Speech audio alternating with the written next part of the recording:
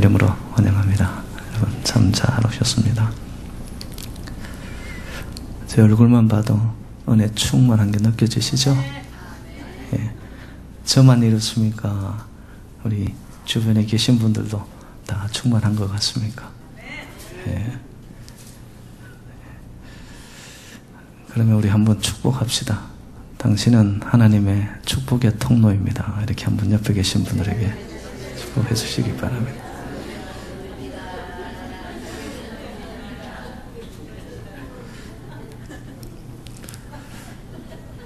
다시 한번 축복합시다. 당신 때문에 내가 덕 좀 보자. 이렇게 한번 축복합시다.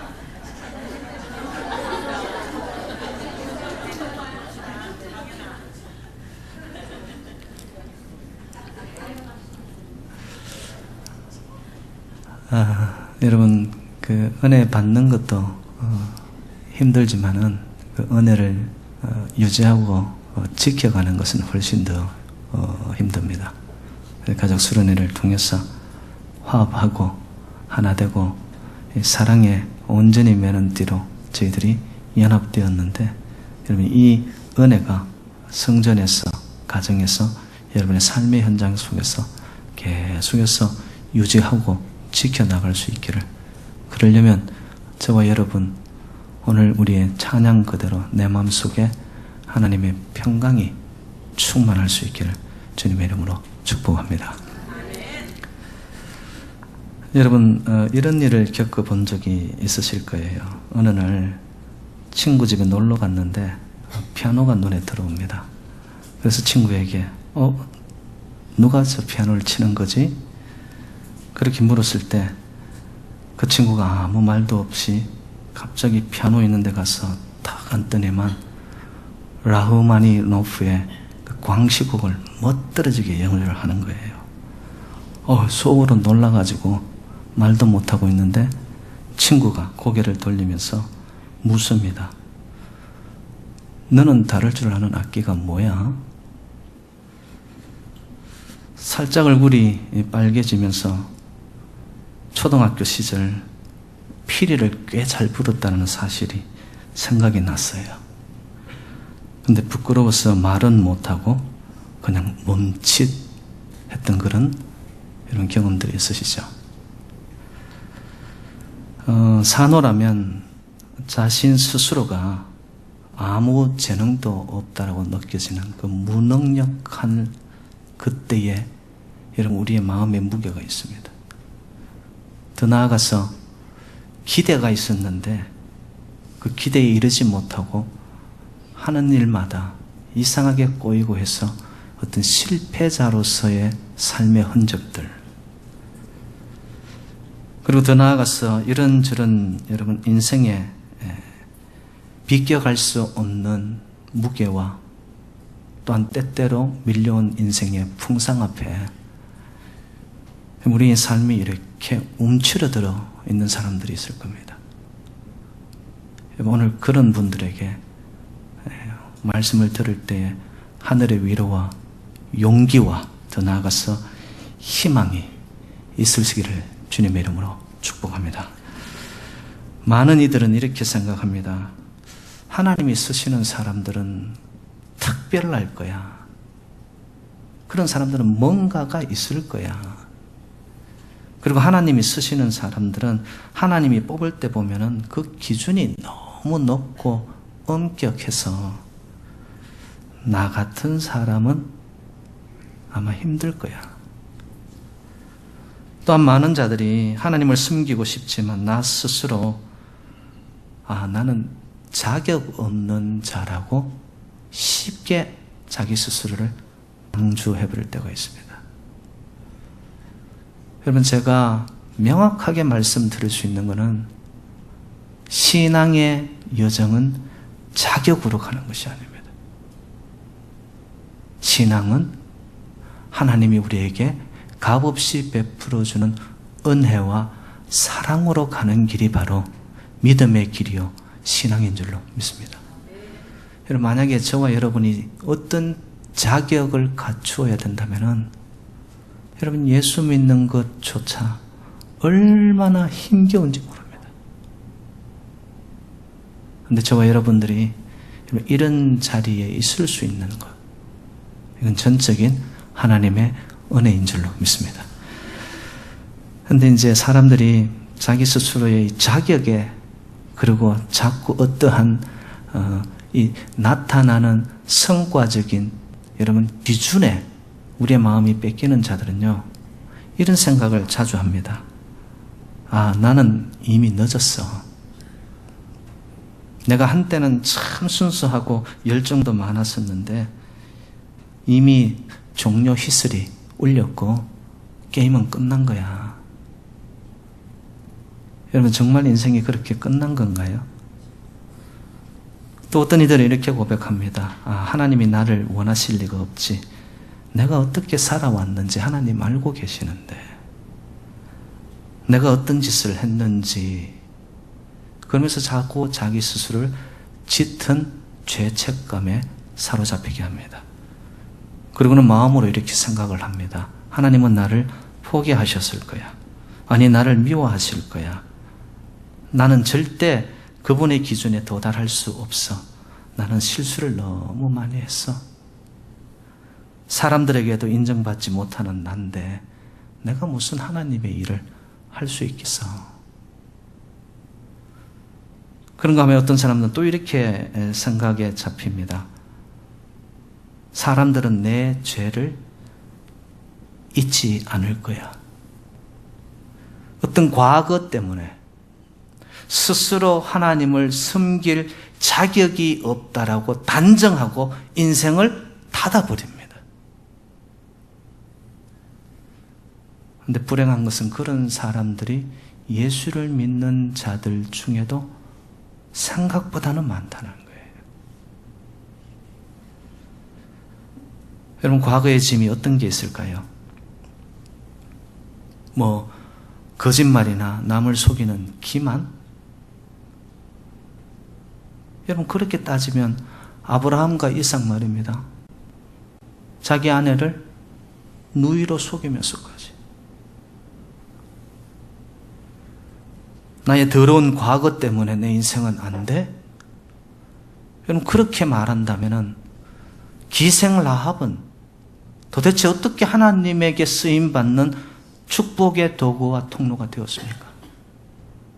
적재적소의 라합을 통하여 하나님은 이스라엘 민족들이 빠져나갈 수 있는 길을 만드셨는데, 아유, 목사님, 저는 안 돼요. 저 이 까탈스럽고 각진 이 불같은 혈기의 성격 때문에 저는 안 됩니다. 여기서는 성격보다는 성질이 더 맞습니다. 나의 이 성질 때문에. 여러분, 그러면은 우레의 아들이라는 닉네임을 가졌던 요한은 도대체 어떻게 하나님의 사랑의 사도로 여러분 삶이 바뀌어지고 쓰임을 받은 걸까요?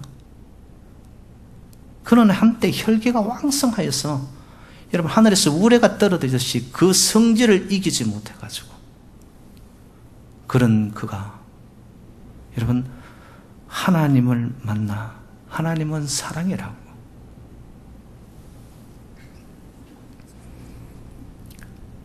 아유, 목사님, 저는 인간관계가 얼마나 엉망이었는지요. 과거에 거미줄 얽히듯이 슬킨 저의 인생 여정의 그 관계를 하나님이 아신다면 저는 진짜 하나님 일 못합니다. 여러분, 그러면 성경이 소개하고 있는 우물가의 여인 말입니다. 5명의 남자를 거치고 지금 같이 살고 있는 남자도 자기 남편이 아니에요. 수많은 관계 속에서 상처받고 또한 상처 주고 얽히고 설킨 인간관계의 실패자 아닙니까? 그런데 예수님은 그 여인을 일부러 만나러 태양볕 정오가 내려지는 그 날에 한 여인을 만나러, 그리고 그에게 생명의 메시지를 전달하러 우물가의 여인을 예수님은 만나십니다. 오늘 본문에 나타나는 베드로, 여러분, 지금까지 제가 앞에 언급한 아유, 난 이미 늦었어. 내가 어떻게 행동했는데 하나님이 나를 원할 리 없지. 그리고 주변의 사람들도 내가 어떻게 했는지 이미 다 소문이 쫙 퍼져서 알고 있어. 그런 실패자였습니다. 더 나아가서 배신자였습니다.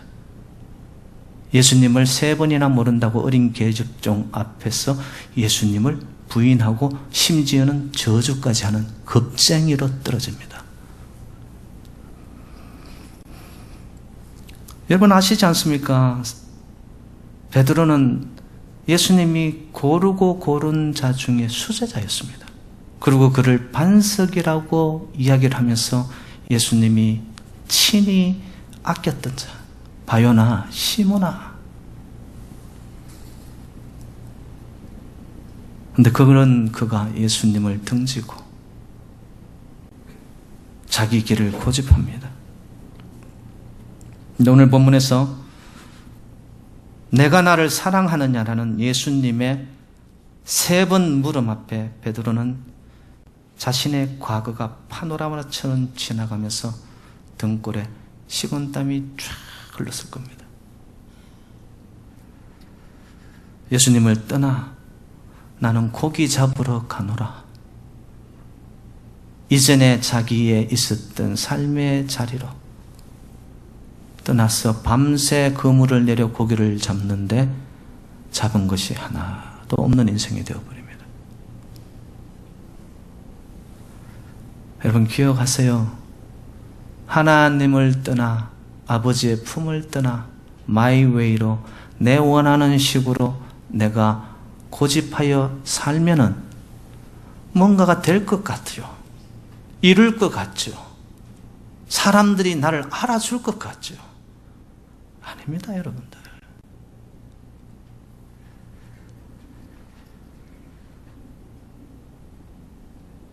이런 실패작과 같았던 인생인 베드로에게 예수님은 다시 찾아오십니다. 밤새 수고하여 아무것도 잡지 못하여 있는 그들에게 배 오른편으로 그물을 내려라. 그물이 찢어질 정도로 잡힙니다. 해변가로 그들이 나왔을 때 숯불에 이미 준비해놓은 음식 아침 조반을 예수님이 친히 준비하십니다. 찾아가시는 예수님. 꼴도 보기 싫고, 여러분 예수님인들 왜 할 말이 없었겠습니까? 그런데 다 접습니다. 너 왜 그랬니 그때는? 너 함께 가자고 해놓고 왜 도망쳤니? 너 나 가까이 있겠다고 해놓고 왜 저렇게 멀리 멀찍이 가 있는 거니? 예수님이 할 말이 많았을 거예요. 그런데 예수님은 딱 한마디 하죠. 네가 나를 사랑하느냐? 여러분, 이 네가 나를 사랑하느냐는 이 질문 앞에 베드로는 내면의 중심이 지진이 일어납니다. 그리고 그는 영적인 변화가 일어나면서 실패작이었던 그의 인생이 예수님의 이 질문 앞에서 자기를 돌아보면서 인생이 걸작품으로 바뀌어지게 됩니다. 그렇다면 왜 베드로는 이런 실패를 경험했을까? 여러분 그 원인을 저희들이 알고 난다면 우리는 다시 베드로의 실패, 베드로의 통고, 여러분 그런 반복하지 않을 수 있지 않겠습니까? 왜 베드로는 실패할 수밖에 없었는가? 마태복음 26장에 보면은 예수님께서 제자들 앞에서 너희들이 나를 부인하게 될 거라는 것을 예언합니다.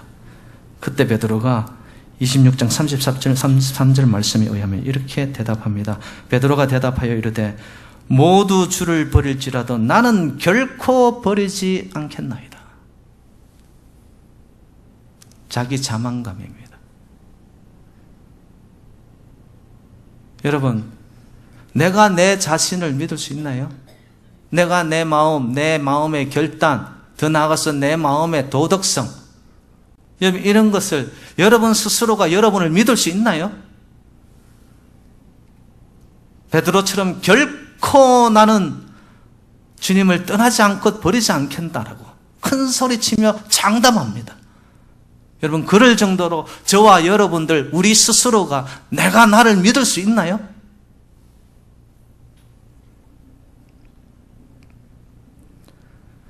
만약에 내 결단, 내 마음 그리고 나의 도덕성은 완벽해, 그렇게 여러분들이 믿고 있다는 그 위선입니다.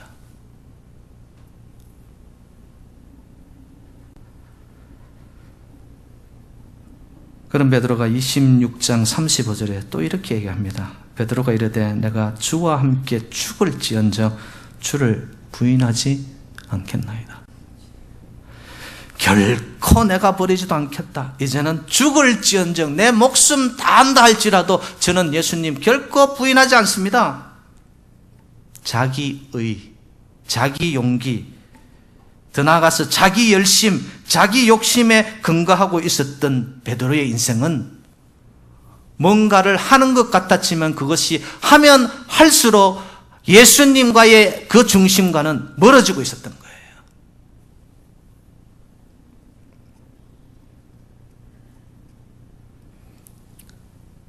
자기 사랑에 빠져 있는 베드로에게 예수님이 던진 질문, 네가 나를 다른 사람들보다 더 사랑하느냐? 그 한마디에 베드로의 모든 존재가 내면에서 와르르 무너집니다. 이전에는 자기를 바라보고 예수님을 따랐다면 그 한마디 속에, 예수를 더 사랑하느냐는 이 한마디 속에 그의 삶의 축이 전환이 일어납니다. 예수 사랑이 먼저이고 예수님을 보니 그때야 자기가 진정으로 따라가게 되는 거예요.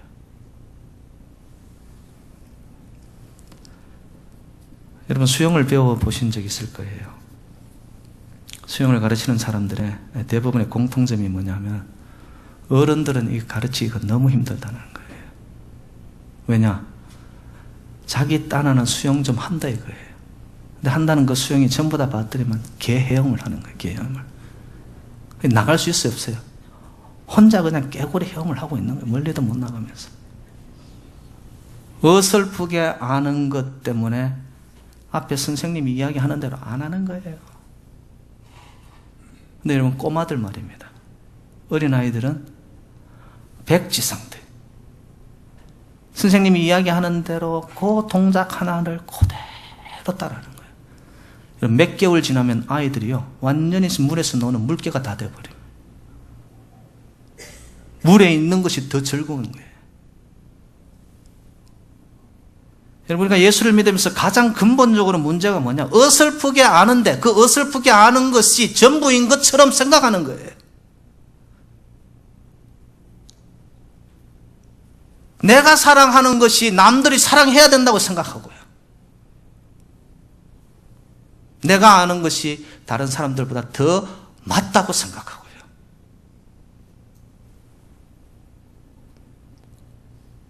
그런 베드로에게 예수님께서는 오늘 본문 18절에 이렇게 이르십니다. 네가 젊어서는 스스로 띠띠고 원하는 곳으로 다녔거니와 늙어서는 내 팔을 벌리리니 남이 네게 띠띠우고 원하지 아니하는 곳으로 데려가리라. 여러분, 예수 믿는 게 뭘까요? 내 마음대로 내 핸들을 잡고 내가 띠띠우고 나의 모든 생각 안에서 이루어져야 했던 삶의 축이 이제는 나는 십자가에 달린 듯 두 손을 펼쳐 두 팔을 벌려 십자가에 나는 죽어 없어졌는데 이제는 나의 인생에 가는 것이 봤더니만 하나님의 능한 손이 나의 인생을 끌고 가기 시작하는 거예요. 예수 만난 자이고 하나님을 체험한 자입니다.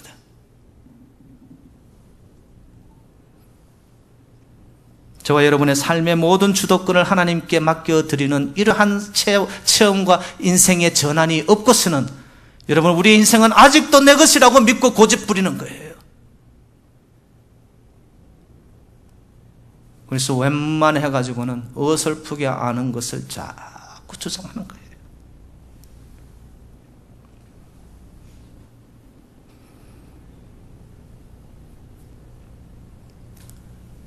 하나님이 내 인생의 주인입니다라고 고백하게 된 자는요, 이제는 주님이 인도하시는 대로 내 인생을 내어드립니다. 성령의 바람 부는 대로 내 모든 주권을 거기에 맡겨 올려버립니다. 여러분, 인생의 가치가 언제 나타나는 줄 아십니까? 얼마나 하나님께 나의 모든 것을 내어드렸느냐, 거기가 저와 여러분의 인생의 가치가 빛을 발하는 순간입니다. 아직도 내 것이 많아요. 아직도 내가 할 수 있다고 생각해요. 아직도 내가 더 맞다라고 붙잡고 있어요. 여러분, 아직 하나님을 만나지도 하나님의 그 위대한 세계에 나의 삶의 시각이 아직도 하늘을 바라보지 않는 자예요.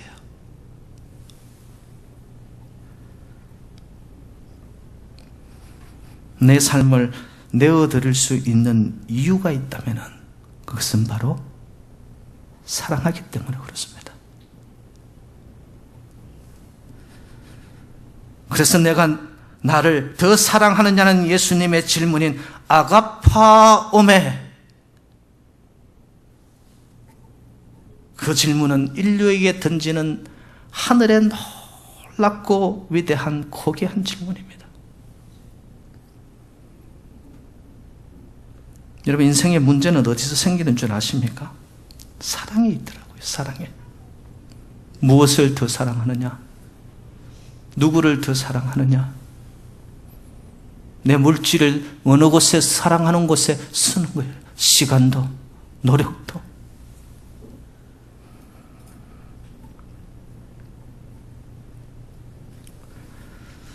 여러분, 사랑을 해보셨지 않습니까? 사랑의 극치는 어떻게 나타나느냐 하면은 네가 좋은 게 내가 좋은 거야, 이렇게 되어버립니다.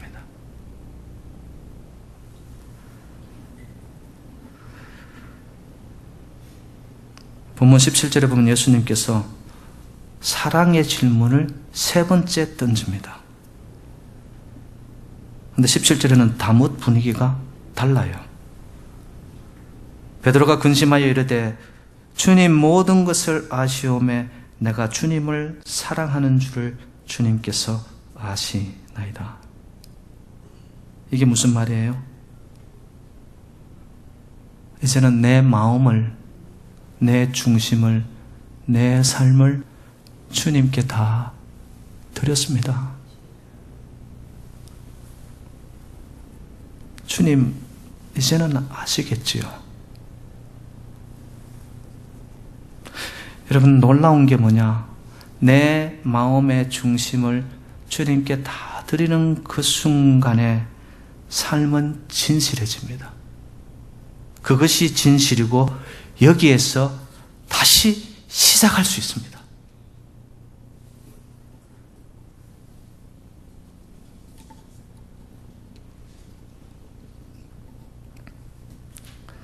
그때 예수님은 베드로의 그 진실을 보고 예수님이 부탁합니다. 내 양을 먹이라. 내가 사랑하여 내가 생명을 던져서까지도 내가 아끼는 내 양을 이제는 네가 좀 먹일 수 있겠냐? 이거는 전폭적인 믿음이고 엄청난 사명입니다. 여러분, 우리의 삶 속에 진실이 소통이 되어지고요, 그 사람의 마음과 내 마음이 일치가 되어지는 곳에는요, 모든 것을 맡길 수 있습니다. 사랑의 극치가 제가 네가 좋아하는 것이 내가 좋아하는 것이라고. 베드로의 그 진실된 마음을 예수님이 확인한 후에 예수님이 가지고 사명으로 여겼던 모든 양떼들을 베드로에게 맡깁니다. 이제는 베드로의 삶은 불 쬐고 주변을 도던, 그리고 이중적인 모습을 안고 있었던 제자의 모습이 아니라 이제는 사명자의 모습으로 나아가기 시작합니다.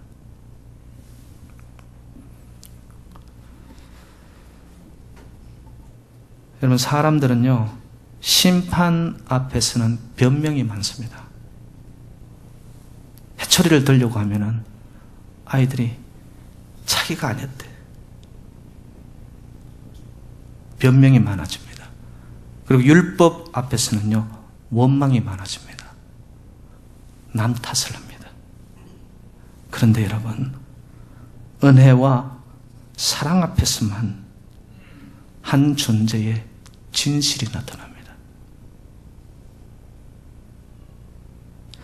지금도 하나님은, 예수님은 저와 여러분을 사랑하시고 은혜로 채워주시기 원하여 우리를 향하여 얼굴을 드시는 살아계신 하나님이신 줄로 믿습니다. 그 하나님 앞에 여러분, 우리는 진실로 나타나야 되는 거예요.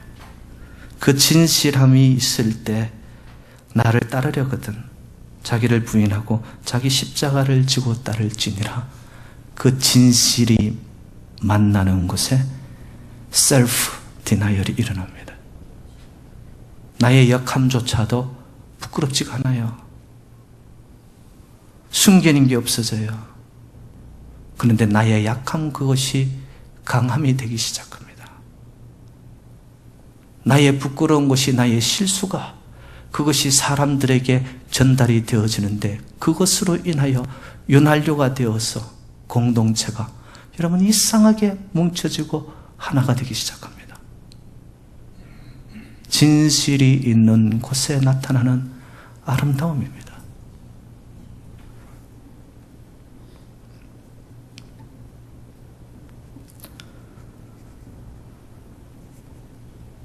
예수님께서는 실패자인 베드로를 전적으로 용납하십니다.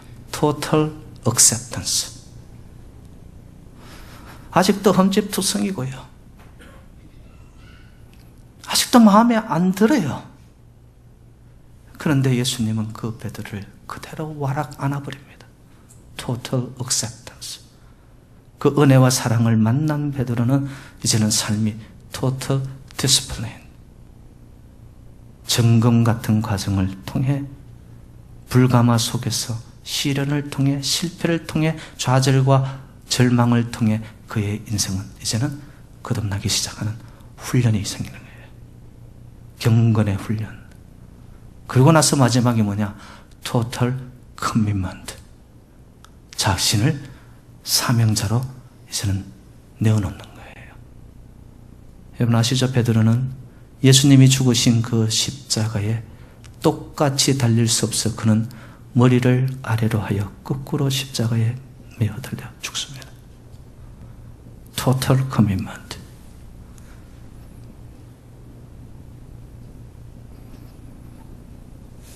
사랑하는 여러분들, 우리의 인생이 지쳐 힘들어 쓰러지고 넘어질 때 우리는 얼마든지 다시 시작할 수 있습니다. 예수님은, 하나님은 우리의 있는 모습 그대로를 다 아심에도 불구하고 내치지 않고 하나님의 은혜와 사랑으로 저희들을 붙잡으시고 다시 이렇게 세우시고 안아주시는 하나님이신 줄로 믿습니다. 그리스도인의 정체성이 뭘까요? 베드로전서 2장 9절은 이릅니다. 그러나 너희는 택하신 족속이요 왕같은 제사장들이요 거룩한 나라요 그의 소유가 된 백성이니 이는 너희를 어두운 데서 불러내어 그의 기이한 빛에 들어가게 하신 이의 아름다운 덕을 선포하게 하려 하심이라. 근데 여기서 중요한 접속사가 그러나입니다. 말씀을 불순종하여 내 마음대로 고집대로 살아오다가 넘어진 인생이지만 아직도 실수로 실패자로 내 마음의 무게를 이기지 못하여 떳떳하게 한번 나서지 못하여 사람들 앞에서도 하나님 앞에서도 숨을 곳만 찾아다니는 나의 절망스러운 모습이 있지만,